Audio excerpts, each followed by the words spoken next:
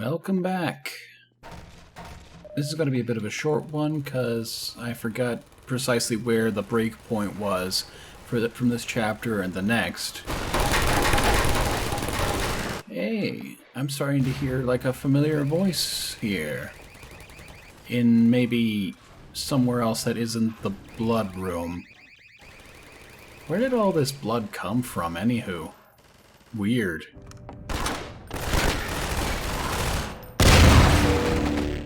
Gordon!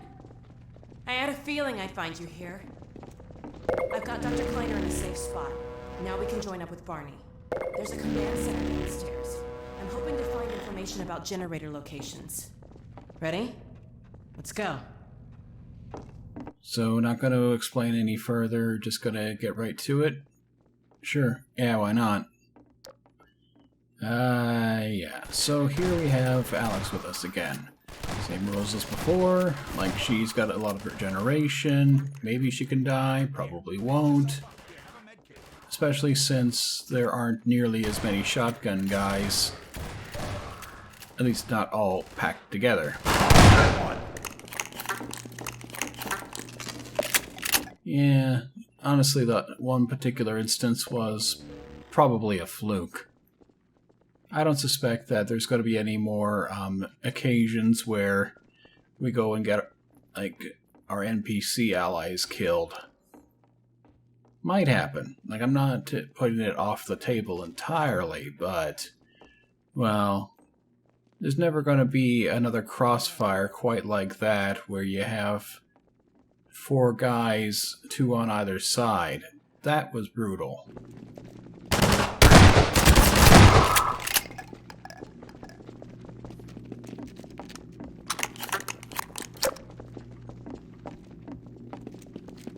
Okay, this is it. You take that door, I'll take this. Ooh, a breach. Must be a whole bunch of guys on this other side, so let's go big.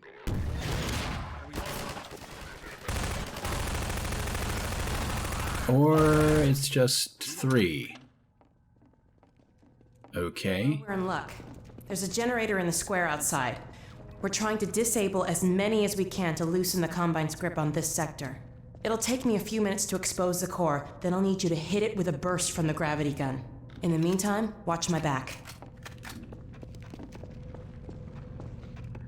So, just a generator, eh? That's interesting. Can we pause for a second here? Let me get out of your way. Okay, thanks. Now we're about to be coming across an instance where we have one of my favorite songs. It's called Brain Scan. And it plays over what's going to be a pretty extended shootout, like almost 6 or 7 minutes. But the problem is, well, the song itself is only 1.5 minutes. And I think this kind of goes into the more overarching problem with Half-Life 2's use of music. But the soundtrack is amazing. It's a great mix of electronic music that's designed to really be pumped up and energetic. The thing is, though, that I don't know if it's because of the programming or because of the way that the game was just kind of put together, but the music, it never loops.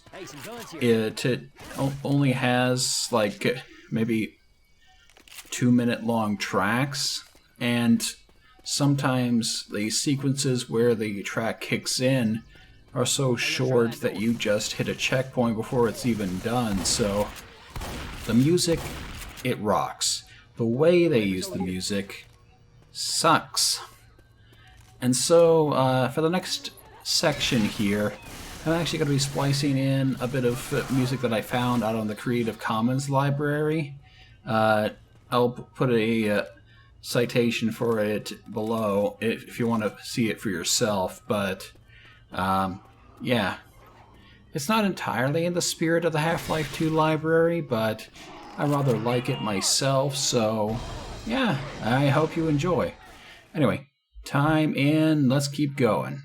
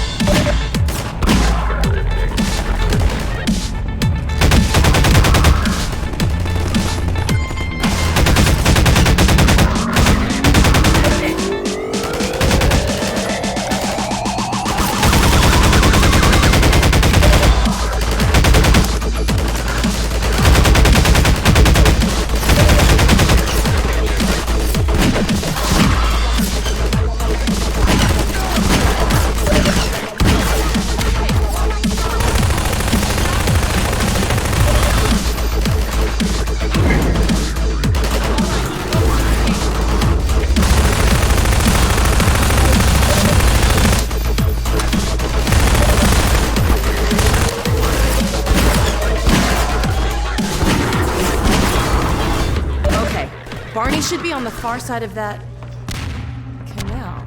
Well, there used to be a bridge here. Let me see if I can scout a new path. Ah, wait for me here.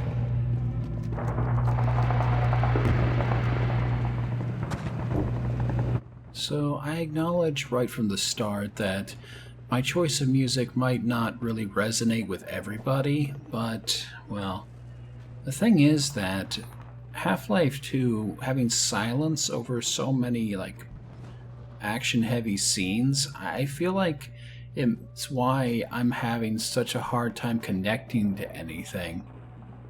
A little music, any music, would help me connect to a scene a lot better than, well, just complete silence. Hey! Looks like we might be able to get through down there. Let's head that way. Ah, no!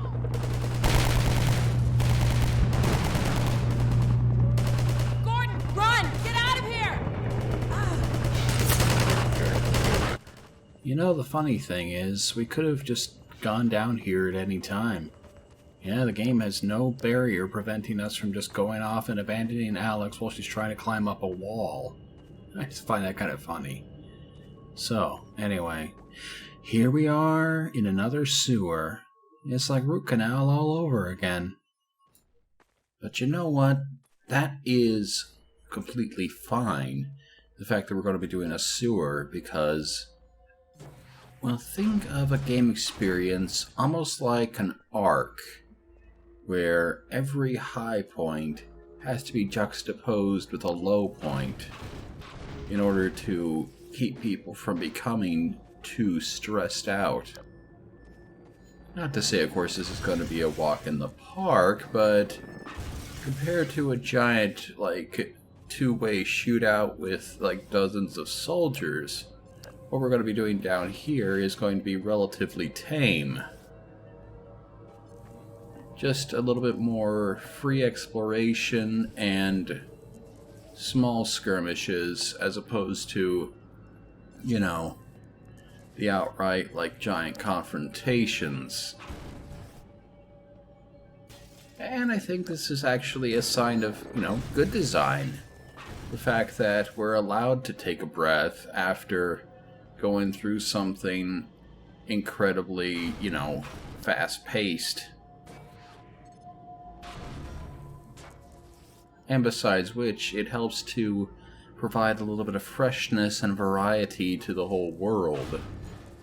Like, yeah, the Doom 2016 and Doom Eternal do exist. Like, you can have a game of nothing but highs where you're constantly in go mode, but you know what? That can actually be kind of exhausting.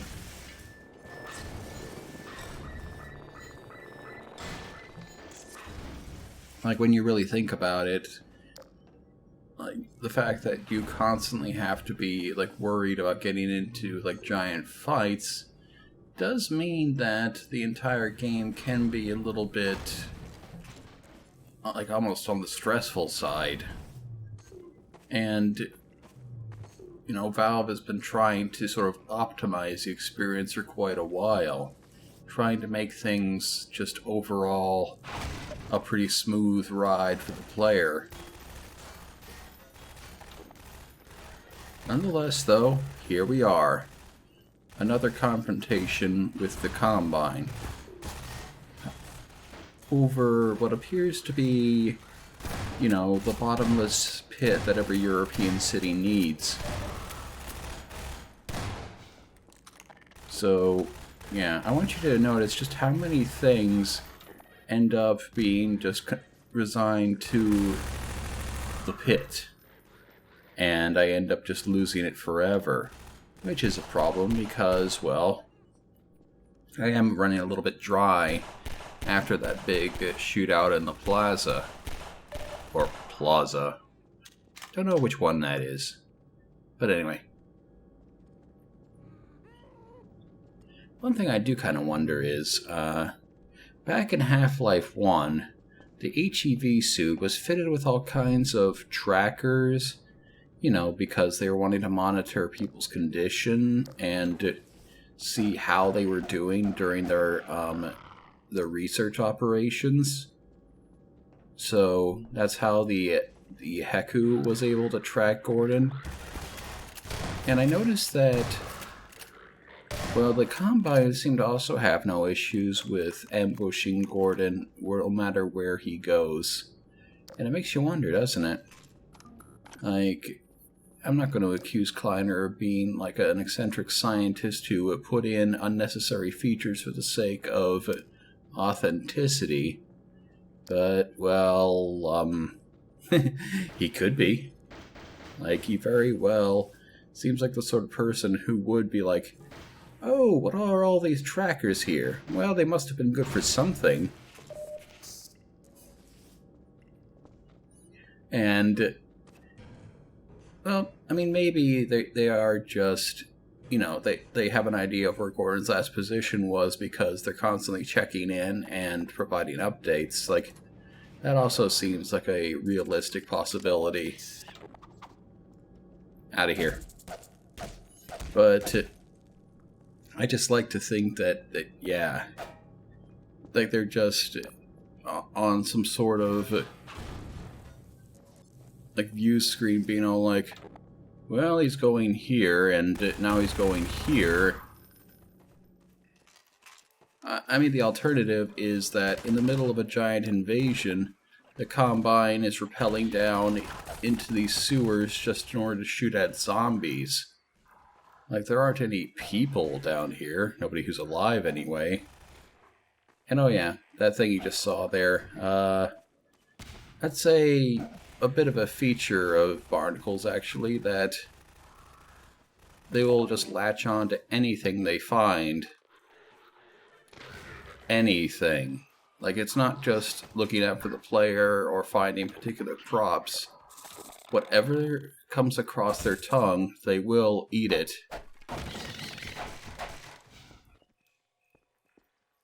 Don't know what happened there. I think that the environmental objects just kind of fell on top of these things as they were falling.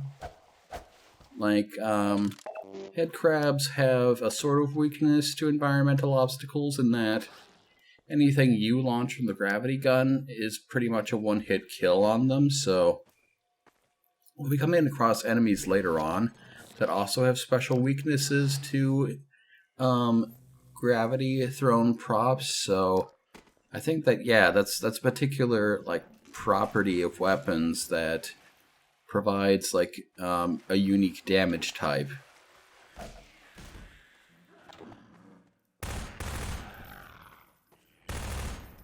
Like, you know, bullets, they do a set amount, but then you have certain weapons that seem to be, like, specifically programmed in order to do, like, unique forms of damage. Like how the crowbar is always a one-hit kill on head crabs. Or the gravity gun does its own, like, specific 3-shot steely. Like, I think that's completely separate from any actual damage you do to head crabs. Like that 3 times thing with the gravity gun, but I might be mistaken. Anyway, here's a little cache here. As I said, this area is intended to be somewhat of a resupply run, so as to get you prepared for the next major set piece.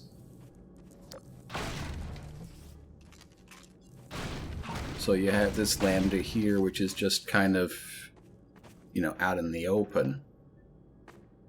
Not really much of a surprise at all.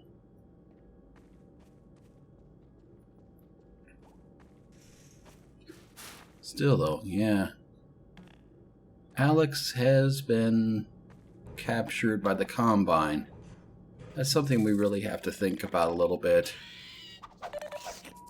Like, with the leadership of the Resistance down to just Barney, I think. Yeah, like, who's even telling the Resistance where to go and what to do? Like, are they just kind of off on their own, just kind of acting, like, based on whatever they think is a good idea? They never really specify too much. Like, they have a military hierarchy of sorts. Like, they have people who tell them what to do and where to go, and they generally follow them around. But, yeah, I don't know. It just seems as if the Resistance is kind of just doing everything sort of half-baked, almost. Anyhow, it's time for us to have ourselves a bit of a climb, featuring vertical gameplay. We mentioned this back in Lost Coast, but the game doesn't afford many opportunities to do this. Oh heck. Yeah, that could have gone better. That grenade is scripted, by the way. A bit of a howdy-doody in order to let you know that, yeah, you're being attacked by the Combine here. I like it, actually. It's kind of a mean surprise, but it's exactly the sort of thing where it's like, hey, you remember us? Ah, boy. And here we have a lift. Possibly the slowest lift in the history of video games. And, well, while it's approaching us, we're going to be getting regular attacks from Combine soldiers, so yeah, let's just nip that explosive barrel in the bud. That's just a disaster waiting to happen, if you ask me.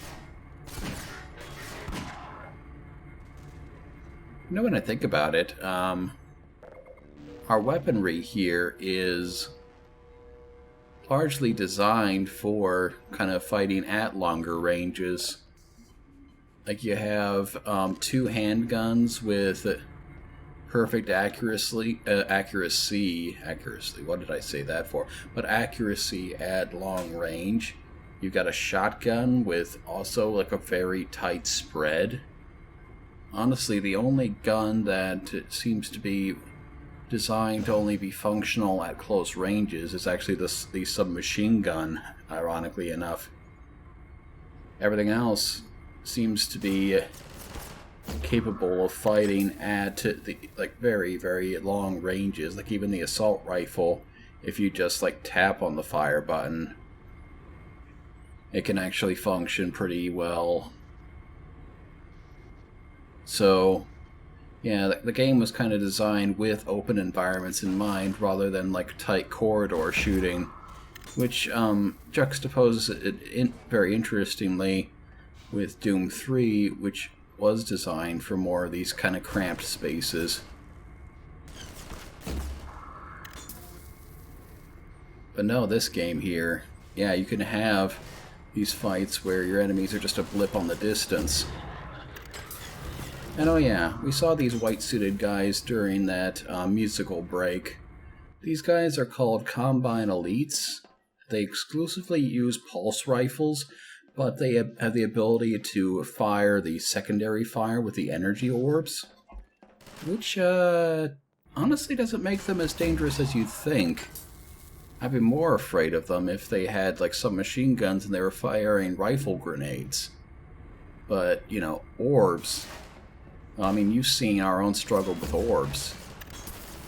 And their ones, like, they fire just as straight and as slowly as ours, so...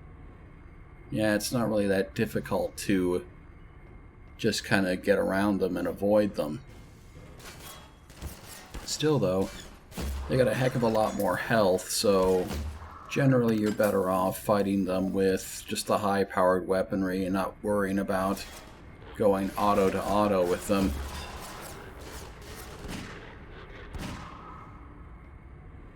You know, actually, back when I first played this game, I just used the SMG almost exclusively.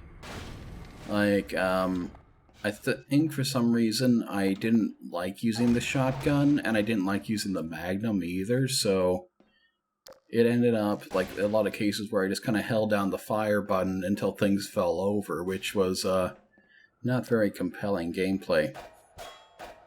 Look at these guys' helmets, by the way. It's just this one, like, big ol' red dot right in the center. How did they even see like that? Like, they'd had to have had even further cybernetic implants. I don't even want to know what these guys look like when the helmets are off. Like, that's gonna be almost grotesque. Anywho, you might have noticed that this chapter is a little bit shorter than usual. It's because, well, for whatever reason, this thing just suddenly cuts us off without any warning.